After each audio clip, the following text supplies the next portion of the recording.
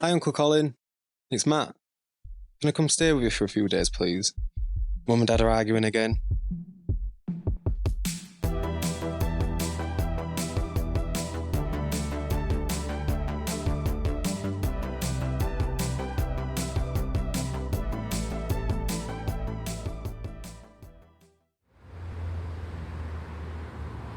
Hi, Uncle Collin. Thanks for coming to pick me up. No problem. Hop in, mate.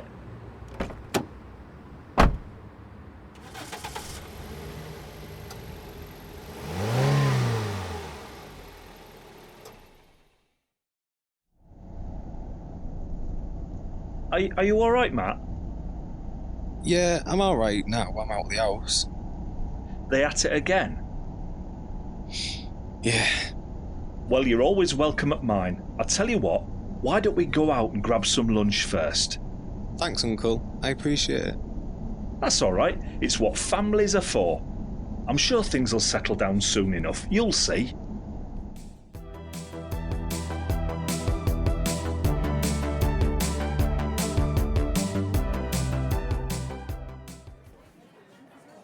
Can I have a full English, please? What are you having, Matt? I'll have avocado on toast, please. Oh, thanks, love. God, you kids eat the strangest things. I'll never understand it. You're very quiet today, Matt. Is there anything you want to talk about? You know you can talk to me, don't you? Yeah, I know. Thanks, Uncle. I just don't want to talk about it right now. Hey, what's that red ribbon you're wearing? What, this? Yeah, I've seen people wearing pink ones for breast cancer, right? But I've never seen a red one before. Oh, it's for World AIDS Day. It takes place every year on December the 1st. It's a day to show support to those living with HIV and to remember all those who've sadly... You don't need to look so horrified. Sorry. What do you know about HIV and AIDS? Not much, to be honest. What do they teach you in schools these days? You know I'm living with HIV, right? No. Your mum never told you? Typical.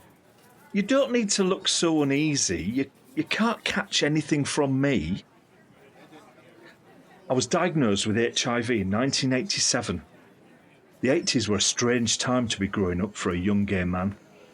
We first started hearing rumours of this new disease they'd found in the States in the early 80s, and before long it became a reality for us over here too.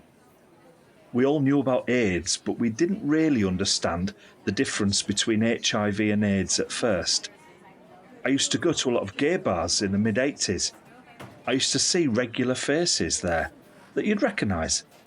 But then, one day, they'd stop coming. And you'd ask around. They died. They used to call it the gay plague in the 80s. GRID. That's what it was first called in America. Gay-related immune deficiency. But of course, you don't have to be gay to get HIV. Unlike humans, HIV doesn't discriminate. People quickly began to realise that. There was a real panic around HIV and AIDS back then. People didn't understand how the disease spreads at first. The government had to be seen to be doing something. They made these terrifying adverts back in 87. I remember sitting, watching the telly with your mum and your gran when the advert came on. Here, listen to this.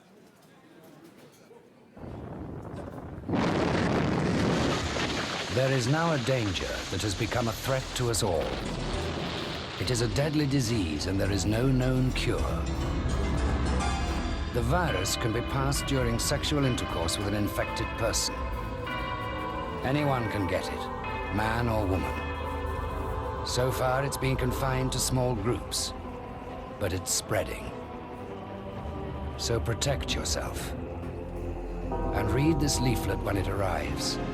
If you ignore AIDS, it could be the death of you. So don't die of ignorance. That's terrible. I can't imagine what that must have been like for you growing up. I was 19 at the time. Same age you are now. So, how did you find out you had HIV? Well, I knew something wasn't right with me. I used to be quite large back in the day, but the weight was dropping off me like lightning. I'd sweat buckets every night, so much so that the bed was sodden. Everyone around me was worried, and I was too, deep down. So I went to see the doctor. I remember I was sitting in some dingy doctor's surgery in the middle of town. The bright clinical light was flickering. I can still hear the sound of the ticking clock in the background, counting down the seconds. I could see from the look on the doctor's face that something was wrong. He told me I had HIV. I think time froze in that moment, or at least that's what it felt like. A wave of thoughts and emotions washed over me, drowning me. I thought of all the people out there in the world having sex. There must have been loads, I'm sure. Why did it have to be me? Why was I the unlucky one? Why did I have to get HIV? It was terrifying. I felt like a leper, a threat. Back in '87, they gave me 6 to 8 weeks to live. My life flashed before my eyes there in the surgery. It was really hard to tell your grandma and your mum. They didn't even know I was gay, let alone that I'd HIV. It made coming out so much more difficult. It was like a double whammy. I told them that I was HIV positive first, and then I had to hit them with, "Oh yeah, and I'm gay too." They were strange, hard times. So, how did you survive? Physically and mentally? Well, it wasn't easy. You've got to take each thing as it comes, really. AIDS weakens your immune system. You don't actually die of HIV itself. You die of an AIDS-related illness because the disease weakens your immune system. So you've got to stop each problem that comes along before it becomes the fatal one. It could even be the common cold. That must be so scary, to think even a cold could kill you. For me, the worst part wasn't actually having HIV itself. It was watching other people around me getting the disease. The people I loved. I lost so many friends to AIDS back in the day. I went to an unnatural amount of funerals. I lost count of how many. That was the toughest part, mentally. But I wouldn't have gotten through it all without my friends around me. The gay community really rallied round each other. It brought us closer together, that shared experience. But things are so different these days. Science has developed so much.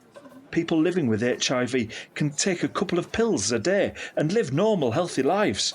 And then there's PrEP. What's PrEP? It's a drug you can take to help reduce the risk of getting HIV. If you take it before being potentially exposed to HIV, it can block it if it enters your body.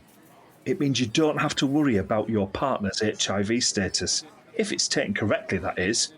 It gives me hope for the future. But of course, we still don't have a vaccine for HIV. There is no cure. You sound like a doctor. Well, I've learnt a lot more about science after all these years of living with HIV. You can start to pick up on the lingo. And it's important to me, spreading the message and educating people about HIV and AIDS. You're right. It's really important. Thanks for telling me all this, Uncle. I never knew any of this stuff before. It's mad to think you've survived one epidemic, and now we're all faced with another one. I know. Some things just haven't changed. Coronavirus might be a different beast altogether, but people's reactions to it, just the same. The panic is still there, just like the early days of AIDS. With this coronavirus pandemic, you see all these people panic buying and stockpiling toilet roll and pasta and stuff. People are scared now of COVID-19 as they were of AIDS in the 80s. And the scapegoating is all too familiar. The way Trump calls COVID-19 the Chinese virus is just like how AIDS was called the gay plague at first. As I said before, HIV and AIDS don't discriminate. People do. So anyone can get HIV? Well, HIV spread through what we call high-risk activity. Condomless sex or sharing a needle. So if you're engaging in those activities, you could potentially get HIV. It doesn't matter what your race is or your gender or sexuality. I always say everyone should take an HIV test. So, should I get myself tested for HIV then? I definitely recommend it. I was a young, gay man like you once, you know. I remember thinking I was invincible, and look where that led me. What's it like though?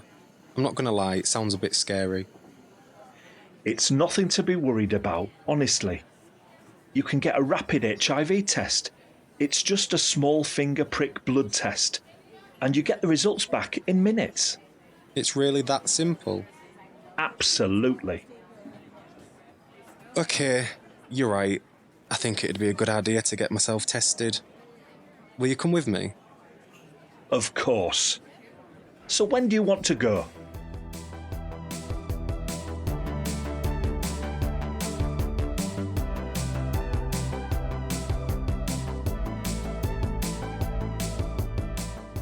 Red Ribbon was written by Josh Whittingham. Uncle Collin was played by Andy Train and Matt by Jerome Denton. Produced by Jerome Whittingham for Trade Sexual Health and World AIDS Day 2020.